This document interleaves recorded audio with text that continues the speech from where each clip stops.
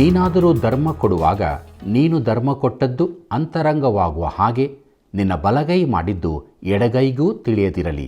ಅಂತರಂಗದಲ್ಲಿ ನೋಡುವ ನಿನ್ನ ತಂದೆಯು ನಿನಗೆ ಪ್ರತಿಫಲವನ್ನು ಕೊಡುವನು ಎಂದು ಹೇಳಿದ ನಮ್ಮ ಕರ್ತನಾದ ಯೇಸು ಕ್ರಿಸ್ತನ ಪರಿಶುದ್ಧವುಳ್ಳ ನಾಮದಲ್ಲಿ ನಿಮ್ಮೆಲ್ಲರಿಗೂ ಸಮಗ್ರ ಸತ್ಯವೇದ ಅಧ್ಯಯನದ ಇಂದಿನ ಕಾರ್ಯಕ್ರಮಕ್ಕೆ ಪ್ರೀತಿಯ ಸ್ವಾಗತ. ಪ್ರಿಯರೇ, ಸತ್ಯವೇದದಲ್ಲಿ 58ನೇ ಪುಸ್ತಕವಾಗಿರುವ ಇಬ್ರಿಯರಿಗೆ ಬರೆದ ಪತ್ರಿಕೆಯ ಅಧ್ಯಯನದ ಹೆಚ್ಚು ಕಡಿಮೆ ಮುಕ್ತಾಯದ ಹಂತಕ್ಕೆ ಬಂದಿರುವ ನಾವು ಕಳೆದ ಕಾರ್ಯಕ್ರಮದಲ್ಲಿ ಇಬ್ರಿಯರಿಗೆ ಬರೆದ ಪತ್ರಿಕೆಯ 12ನೇ ಅಧ್ಯಾಯದ 6ನೇ ವಚನದಿಂದ 10ನೇ ವಚನಗಳವರೆಗೆ ಧ್ಯಾನ ಮಾಡಿಕೊಂಡು ಆತ್ಮಿಕವಾಗಿ ಆಶೀರ್ವದಿಸಲ್ಪಟ್ಟಿದ್ದೇವೆ. ದೇವರು ನಮ್ಮನ್ನು ತನ್ನ ಮಕ್ಕಳು ಎಂಬುದಾಗಿ ಕರೆದ ಮೇಲೆ ನಮ್ಮನ್ನು ಖಂಡಿತವಾಗಿಯೂ ಆತನು ಶಿಕ್ಷಿಸುತ್ತಾನೆ ಮತ್ತು ಆತನು ನಮ್ಮನ್ನು ಪ್ರೀತಿಸುವುದರಿಂದಲೇ ಹಾಗೆ ಮಾಡುತ್ತಾನೆ ಎಂಬುದನ್ನು ನಾವು ತಿಳಿದುಕೊಂಡೆವು. ಇಂದು ನಾವು ಇಬ್ರಿಯರಿಗೆ ಬರೆದ ಪತ್ರಿಕೆ 12ನೇ ಅಧ್ಯಾಯದ 11ನೇ ವಚನದಿಂದ 15ನೇ ವಚನಗಳವರೆಗೆ ಧ್ಯಾನ ಮಾಡಲಿದ್ದೇವೆ. ದೇವರು ನಮ್ಮನ್ನು ಶಿಕ್ಷೆಗೆ ಒಳಪಡಿಸುವಾಗ ನಾವು ತೋರಬಹುದಾದ 4 ಪ್ರತಿಕ್ರಿಯೆಗಳನ್ನು ಇಂದಿನ ವಾಕ್ಯ ಭಾಗದಲ್ಲಿ ನಾವು ನೋಡಲಿದ್ದೇವೆ. ಪ್ರಿಯರೇ, ಈ ಧ್ಯಾನವನ್ನು ವೀಕ್ಷಿಸುತ್ತಿರುವ ನಮ್ಮನ್ನು ನಾವು ಪರೀಕ್ಷೆ ಮಾಡಿಕೊಳ್ಳೋಣ. ಬನ್ನಿರಿ, ಪ್ರಾರ್ಥನಾಪೂರ್ವಕವಾಗಿ ಧ್ಯಾನವನ್ನು ಪ್ರಾರಂಭಿಸೋಣ. ನನ್ನನ್ನು ಸ್ವಾಮಿ ಸ್ವಾಮಿ ಅನ್ನುವವರೆಲ್ಲರೂ ಪರಲೋಕ ರಾಜ್ಯದಲ್ಲಿ ಸೇರುವರೆಂದು ನೆನೆಸಬೇಡಿರಿ. ಪರಲೋಕದಲ್ಲಿರುವ ನನ್ನ ತಂದೆಯ ಚಿತ್ತದಂತೆ ನಡೆಯುವವನೇ ಪರಲೋಕ ರಾಜ್ಯಕ್ಕೆ ಸೇರುವನು ಎಂಬುದಾಗಿ ಹೇಳಿದಂಥ ನಮ್ಮ ರಕ್ಷಕನಾದ ಯೇಸು ಕ್ರಿಸ್ತನ ಅತಿ ಪರಿಶುದ್ಧವಾದ ನಾಮದಲ್ಲಿ ನಿಮ್ಮನ್ನು ವಂದಿಸುತ್ತಾ ಇಂದಿನ ದೈವಾನ್ವೇಷಣೆ ಕಾರ್ಯಕ್ರಮವನ್ನು ಆಲಿಸಲು ಬಹುಪ್ರೀತಿಯಿಂದ ಸ್ವಾಗತಿಸುತ್ತೇನೆ. ಇಂದು ನಾವು ಇಬ್ರಿಯರಿಗೆ ಬರೆದ ಪತ್ರಿಕೆ 12ನೇ ಅಧ್ಯಾಯ 11ರಿಂದ 15 ವಚನಗಳನ್ನು ಧ್ಯಾನ ಮಾಡಿಕೊಳ್ಳೋಣ. ಇಬ್ರಿಯರಿಗೆ ಬರೆದ ಪತ್ರಿಕೆ 12ನೇ ಅಧ್ಯಾಯ 11ನೇ ವಚನವನ್ನು ಗಮನಿಸಿರಿ. ಯಾವ ಶಿಕ್ಷೆಯಾದರೂ ತತ್ಕಾಲಕ್ಕೆ ಸಂತೋಷಕರವಾಗಿ ತೋಚದೆ ದುಃಖಕರವಾಗಿ ತೋಚುತ್ತದೆ. ಆದರೂ ತರುವಾಯ ಅದು ಶಿಕ್ಷೆ ಹೊಂದಿದವರಿಗೆ ನೀತಿ ಎಂಬ ಫಲವನ್ನು ಕೊಟ್ಟು ಮನಸ್ಸಿಗೆ ಸಮಾಧಾನವನ್ನು ಉಂಟು ಮಾಡುತ್ತದೆ ಎಂಬುದಾಗಿ. ಕರ್ತನಲ್ಲಿ ಪ್ರಿಯರೇ, ದೇವರು ತನ್ನ ಮಕ್ಕಳನ್ನು ಶಿಕ್ಷಿಸುತ್ತಾನೆ.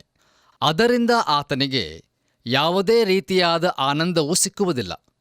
ಆದರೆ ಅದು ನಮಗೆ ಬೇಕಾಗಿರುವುದರಿಂದ ಆತನು ಅದನ್ನು ಮಾಡುತ್ತಾನೆ. ನೋಡಿರಿ, ಶಿಕ್ಷೆಯು ಸಂತೋಷಕರವಾಗಿ ತೋಚುವುದಷ್ಟೇ ಅಲ್ಲ, ಆದರೆ ಅದು ದುಃಖಕರವಾಗಿಯೂ ಇರುತ್ತದೆ ಮತ್ತು ಅದು ನಮ್ಮ ಅನುಭವವಾಗಿರುತ್ತದೆ. ಪ್ರಿಯರೇ, ಹೇಗೂ ಯಾವ ಶಿಕ್ಷೆಯೂ ಆ ಸಮಯದಲ್ಲಿ ಸಂತೋಷಕರವಾಗಿರುವುದಿಲ್ಲ. ಆದರೂ ತರುವಾಯ ಅದು ಶಿಕ್ಷೆ ಹೊಂದಿದವರಿಗೆ ನೀತಿ ಎಂಬ ಫಲವನ್ನು ಕೊಟ್ಟು ಮನಸ್ಸಿಗೆ ಸಮಾಧಾನವನ್ನು ಉಂಟುಮಾಡುತ್ತದೆ. ನೋಡಿರಿ ಪ್ರಿಯರೇ, ದೇವರು ಯಾವ ಉದ್ದೇಶವಿಲ್ಲದೆ ನಮ್ಮನ್ನು ಶಿಸ್ತುಪಡಿಸುವುದಿಲ್ಲ. ಆತನ ನಾಮಕ್ಕೆ ಸ್ತೋತ್ರವಾಗಲಿ. ಕರ್ತನಲ್ಲಿ ಪ್ರಿಯರೇ, ನಮ್ಮ ಸಂಕಷ್ಟವೂ ತೀರಿದಾಗ ಅದರ ವಿಷಯದಲ್ಲಿ ಸಂತೋಷಿಸಬೇಕೆಂದು, ಅಂದರೆ ನಮ್ಮ ಸಂಕಷ್ಟವು ತೀರಿತು ಎಂದು ಸಂತೋಷಿಸುವುದಕ್ಕಾಗಿ ದೇವರು ನಮ್ಮನ್ನು ಶಿಕ್ಷಿಸುವುದಿಲ್ಲ. ಪುನಃ ಹೊಂದಿಕೊಂಡ ಆರೋಗ್ಯವನ್ನು ಅಥವಾ ಆರೋಗ್ಯಕರ ಜೀವಿತವನ್ನು ಗೌರವಿಸಬೇಕು, ಶ್ಲಾಘಿಸಬೇಕು ಎಂಬ ಉದ್ದೇಶದಿಂದ ಆತನು ನಮಗೆ ಅನಾರೋಗ್ಯವನ್ನು ಕೊಡುವುದಿಲ್ಲ. ನೋಡಿರಿ, ದೇವರು ನಮ್ಮನ್ನು ಶಿಸ್ತಿಗೆ ಒಳಪಡಿಸುವಾಗ ಅದರಲ್ಲಿ ಯಾವಾಗಲೂ ಒಂದು ಉದ್ದೇಶ ಇದ್ದೇ ಇರುತ್ತದೆ. ಆದರೆ ದೇವರು ನಮ್ಮನ್ನು ಶಿಸ್ತಿಗೆ ಒಳಪಡಿಸಿದಾಗ ನಮ್ಮ ಪ್ರತಿಕ್ರಿಯೆಯು ಹೇಗಿರುತ್ತದೆ? ದಯಮಾಡಿ ಆಲೋಚಿಸಿ ನೋಡಿರಿ. ಪ್ರಿಯರೇ, ದೇವರು ನಮ್ಮನ್ನು ಶಿಸ್ತಿಗೆ ಒಳಪಡಿಸುವಾಗ ಈ ಅಧ್ಯಾಯದಲ್ಲಿ ಉಲ್ಲೇಖಿಸಲ್ಪಟ್ಟಿರುವಂತೆ ನಾವು 4 ಪ್ರತಿಕ್ರಿಯೆಗಳನ್ನು ಹೊಂದಬಹುದು. ಅವುಗಳನ್ನು ನಾವು ಈಗ ಒಂದೊಂದಾಗಿ ನೋಡಿಕೊಳ್ಳೋಣ. ಮೊದಲನೆಯದಾಗಿ, ಇಬ್ರಿಯರಿಗೆ ಬರೆದ ಪತ್ರಿಕೆ 12ನೇ ಅಧ್ಯಾಯ 5ನೇ ವಚನದಲ್ಲಿ ನಾವು ಹೀಗೆ ನೋಡುತ್ತೇವೆ: ಮಕ್ಕಳಿಗೆ ಹೇಳುವಂತೆ ನಿಮಗೆ ಹೇಳಿದ ಎಚ್ಚರಿಕೆ ಮಾತನ್ನು ಮರೆತು ಬಿಟ್ಟಿದ್ದೀರೋ? ಏನೆಂದರೆ, ಮಗನೇ, ಕರ್ತನ ಶಿಕ್ಷೆಯನ್ನು ತಾತ್ಸಾರ ಮಾಡಬೇಡ ಎಂಬುದಾಗಿ. ನೋಡಿರಿ, ನಾವು ತೋರಬಹುದಾದ ಮೊದಲನೆಯ ಪ್ರತಿಕ್ರಿಯೆಯು ತಾತ್ಸಾರ ಆಗಿರುತ್ತದೆ. ಅದನ್ನು ನಾವು ಬಹಳ ಹಗುರ ಭಾವದಿಂದ ಪ್ರತಿಪಾದಿಸಿ ಅದರಿಂದ ಯಾವ ಸಂದೇಶವನ್ನೂ ಹೊಂದದೇ ಇರಬಹುದು. ನಾವು ಸುಮ್ಮನೆ ಒಬ್ಬ ಅದೃಷ್ಟವಾದಿಯಾಗಿ ಎಲ್ಲರಿಗೂ ಕಷ್ಟಗಳು ಬರುತ್ತವೆ, ನನಗೂ ಕಷ್ಟಗಳು ಬಂದಿವೆ ಎಂಬುದಾಗಿ ಹೇಳುತ್ತೇವೆ. ಆದರೆ ಪರಲೋಕದ ತಂದೆಯು ನಮ್ಮನ್ನು ಶಿಸ್ತಿಗೆ ಒಳಪಡಿಸುತ್ತಿರುವನು ಎಂಬ ನಿಜ ಸ್ಥಿತಿಯನ್ನು ಗ್ರಹಿಸಿಕೊಳ್ಳುವುದಿಲ್ಲ ಮತ್ತು ಅದರಲ್ಲಿ ನಾವು ಆತನ ಸಂದೇಶವನ್ನು ಹೊಂದಿಕೊಳ್ಳುವುದಿಲ್ಲ. ಇನ್ನು ಎರಡನೆಯದಾಗಿ, ನಿನ್ನನ್ನು ಗದರಿಸುವಾಗ ಬೇಸರಗೊಳ್ಳಬೇಡ ಎಂಬುದಾಗಿ ಇದೇ ಅಧ್ಯಾಯದ 5ನೇ ವಾಕ್ಯದಲ್ಲಿ ಇರುತ್ತದೆ. ಈ ರೀತಿಯಾಗಿ ಪ್ರತಿಕ್ರಿಯಿಸುವ ಜನರು ಇರುತ್ತಾರೆ.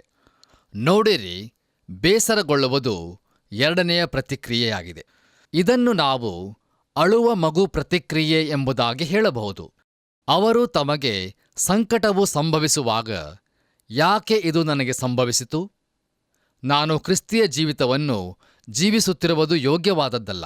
ನಾನು ಇಷ್ಟೆಲ್ಲ ದೇವರ ಸೇವೆಯನ್ನು ಮಾಡಿದ್ದಾಗ್ಯೂ ಈಗ ಆತನು ನಾನು ಇದನ್ನು ಅನುಭವಿಸುವಂತೆ ಮಾಡಿದ್ದಾನೆ ಎಂಬುದಾಗಿ ಅಳಲು ಪ್ರಾರಂಭಿಸುತ್ತಾರೆ.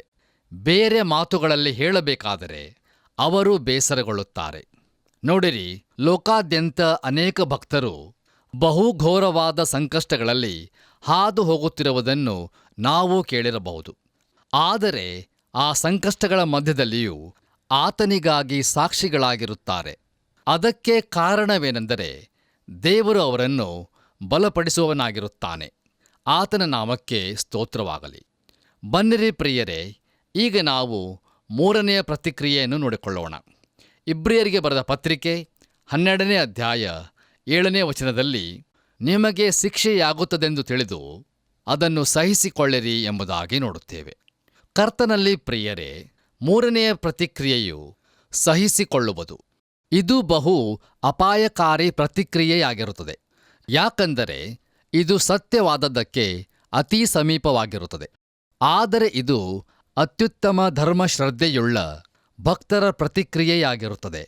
ಇಂದು ಅನೇಕ ಭಕ್ತರು ದೇವರ ಶಿಸ್ತು ಪಾಲನೆಯನ್ನು ನಿಷ್ಕ್ರಿಯ ರೀತಿಯಲ್ಲಿ ತೆಗೆದುಕೊಂಡು, ಓ, ಇದು ದೇವರಿಂದ ಬಂದಿರುವಂಥದ್ದು ಮತ್ತು ನಾನು ಇದನ್ನು ಸಹಿಸಿಕೊಳ್ಳುತ್ತೇನೆ ಎಂಬುದಾಗಿ ಹೇಳುವವರಿದ್ದಾರೆ.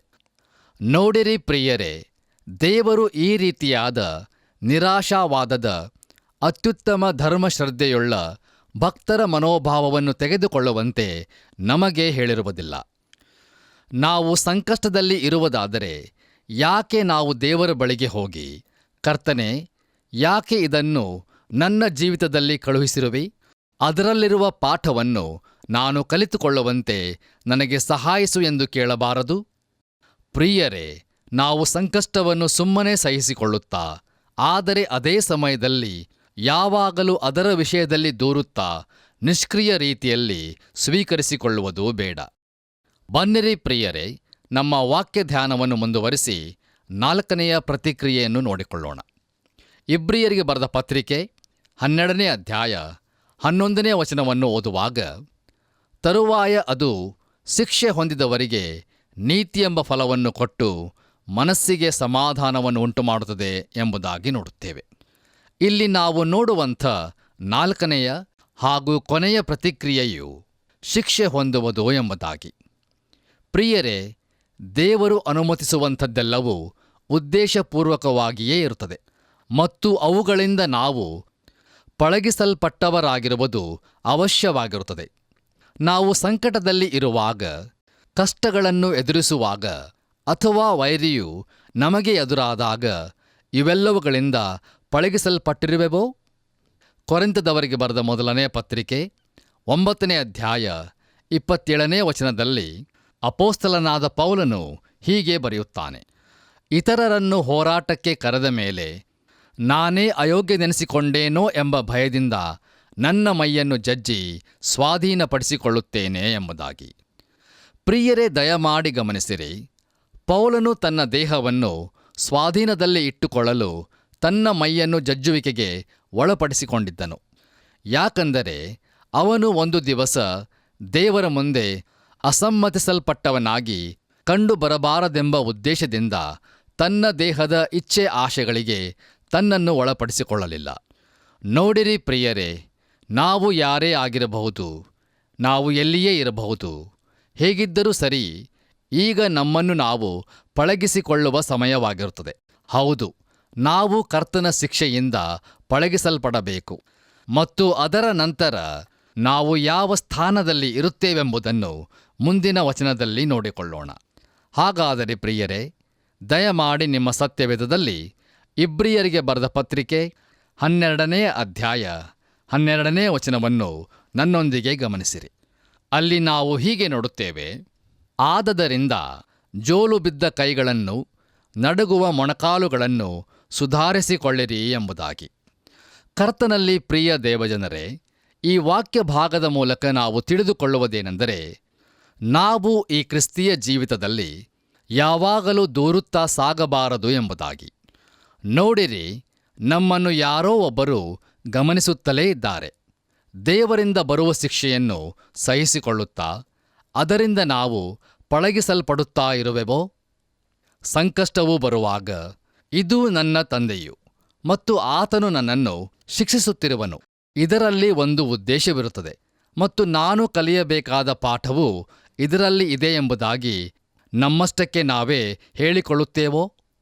ನಾವು ನಮ್ಮ ತರಬೇತನ್ನು ಆರಂಭಿಸಿರುವೆವೋ? ದಯಮಾಡಿ ಆಲೋಚಿಸಿರಿ ಪ್ರಿಯರೇ.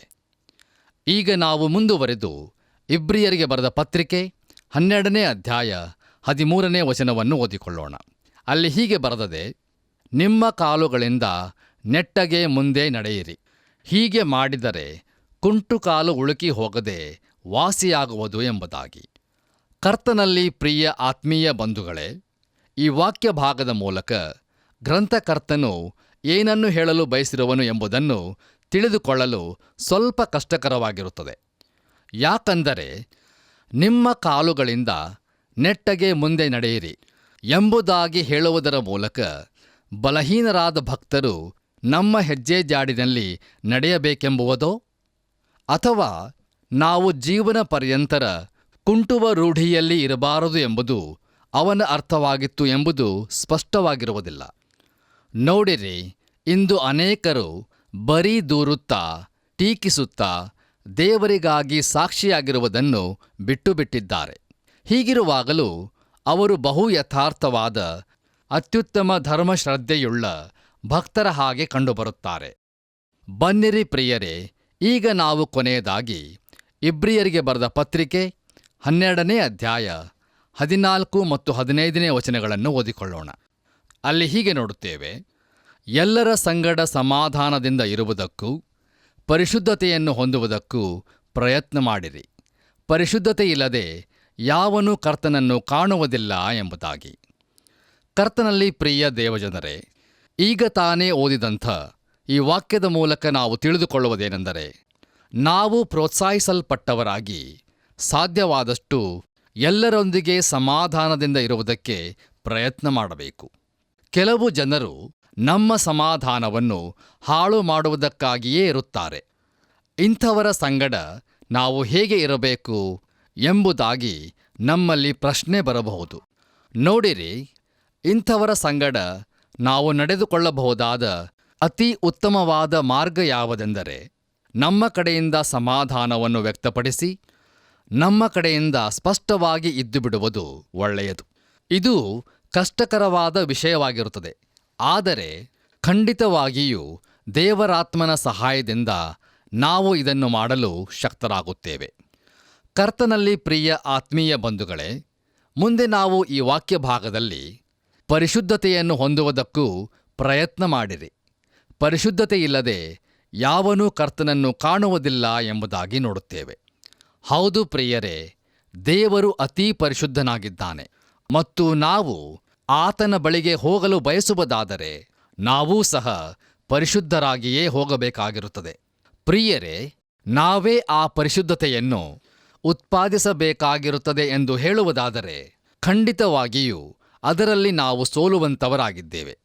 ಯಾಕಂದರೆ ನಮ್ಮಲ್ಲಿ ಯಾವ ಪರಿಶುದ್ಧತೆಯೂ ಇರುವುದಿಲ್ಲ. ಆದರೆ ಯೇಸುಕ್ರಿಸ್ತನ ರಕ್ತದ ಮೂಲಕ ನಾವು ಸಮಾಧಾನವನ್ನು ಹೊಂದಿದ್ದೇವೆ. ರೋಮಾಪುರದವರಿಗೆ ಬರೆದ ಪತ್ರಿಕೆ 5ನೇ ಅಧ್ಯಾಯ 1ನೇ ವಚನದಲ್ಲಿ ನಾವು ಹೀಗೆ ನೋಡುತ್ತೇವೆ: ಹೀಗಿರಲಾಗಿ ನಾವು ನಂಬಿಕೆಯಿಂದ ನೀತಿವಂತರಾದ ಕಾರಣ ನಮ್ಮ ಕರ್ತನಾದ ಯೇಸುಕ್ರಿಸ್ತನ ಮೂಲಕ ದೇವರೊಂದಿಗೆ ಉಂಟಾದ ಸಮಾಧಾನದಲ್ಲಿ ಇರೋಣ ಎಂಬುದಾಗಿ. ಕರ್ತನಲ್ಲಿ ಪ್ರಿಯರೇ, ನಮ್ಮಲ್ಲಿ ಪರಿಶುದ್ಧತೆ ಎಂಬುದು ಇರುವುದಾದರೆ ಅದು ನಮಗೋಸ್ಕರ ನೀತಿಯಾಗಿ ಮಾಡಲ್ಪಟ್ಟ ಯೇಸುಕ್ರಿಸ್ತನಿಂದಲೇ ಆಗಿರುತ್ತದೆ. ಆತನೇ ನಮ್ಮ ನೀತಿಯಾಗಿದ್ದಾನೆ. ನಾವು ದೇವರ ಸನ್ನಿಧಾನಕ್ಕೆ ಹೋಗುವುದಾದರೆ ಅದು ನಮಗೋಸ್ಕರ ಮರಣವನ್ನು ಅನುಭವಿಸಿದ ಯೇಸು ಕ್ರಿಸ್ತನಿಂದಲೇ ಆಗಿರುತ್ತದೆ. ನೋಡಿರಿ ಪ್ರಿಯರೇ, ಈ ವಿಷಯವು ನಮ್ಮನ್ನು ಪ್ರೋತ್ಸಾಹಿಸುತ್ತದೆ ಮತ್ತು ನಾವು ನಮ್ಮ ಸ್ಥಳಗಳಿಂದ ಹೊರಬಂದು ಕ್ರಿಸ್ತೀಯ ಓಟವನ್ನು ಓಡುವಂತೆ ಉತ್ತೇಜಿಸುತ್ತದೆ. ದೇವರಿಗೆ ಮಹಿಮೆಯಾಗಲಿ. ಈ ಗಂಭೀರವಾದಂಥ ಸಮಯದಲ್ಲಿ ದೇವರ ಪರಿಶುದ್ಧ ವಾಕ್ಯಗಳನ್ನು ಆಲಿಸುತ್ತಿರುವಂಥ ನನ್ನ ಪ್ರಿಯ ಸಹೋದರ ಸಹೋದರಿಯರೇ, ತಂದೆ ತಾಯಿಗಳೇ, ದೇವರ ಚಿತ್ತವೇನೆಂದರೆ ಆತನು ಪರಿಶುದ್ಧನಾಗಿರುವ ಪ್ರಕಾರ ನಾವು ಸಹ ಪರಿಶುದ್ಧರಾಗಿ ಜೀವಿಸಬೇಕು ಎಂಬುದಾಗಿ.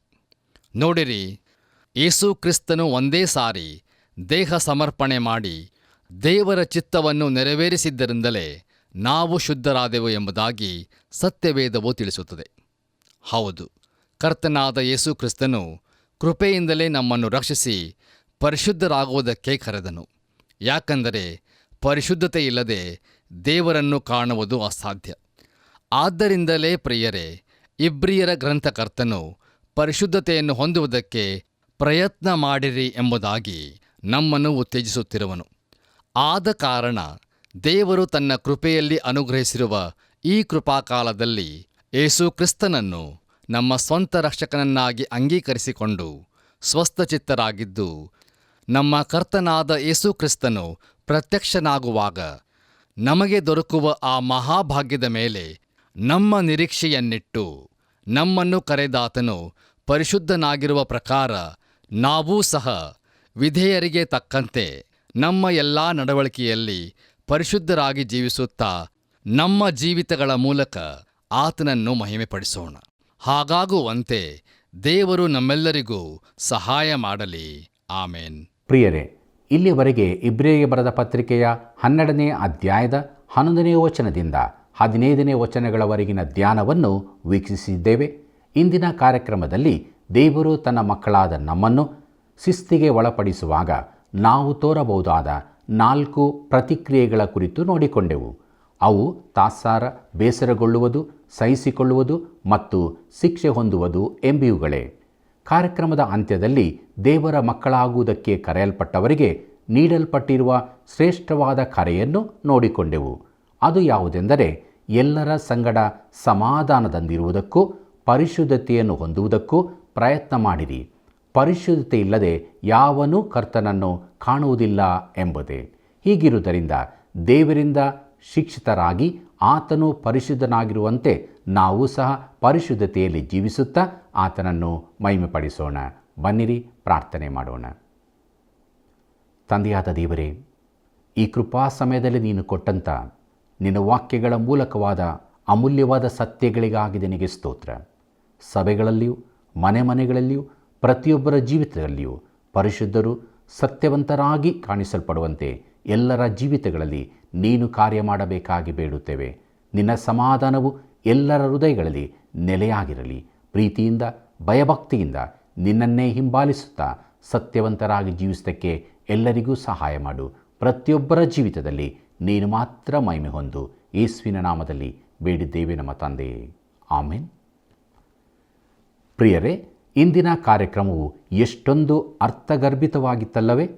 ನೀವು ನಿಜವಾಗಿಯೂ ಸಂತೋಷಪಟ್ಟಿರುವಿರಿ ಎಂದು ನಾವು ಬಲ್ಲೆವು. ನೀವು ಹೊಂದಿರುವ ಸಂತೋಷವು ಇತರರ ಜೀವಿತದಲ್ಲೂ ಕೂಡ ಬರುವಂತಾಗಲು ಹಿಂದೆ ನಮಗೊಂದು ಕರೆ ಮಾಡಿರಿ. ಮುಂದಿನ ಕಾರ್ಯಕ್ರಮದಲ್ಲಿ ತಿರುಗಿ ನಾವು ಭೇಟಿಯಾಗೋಣ. ವಂದನೆಗಳು.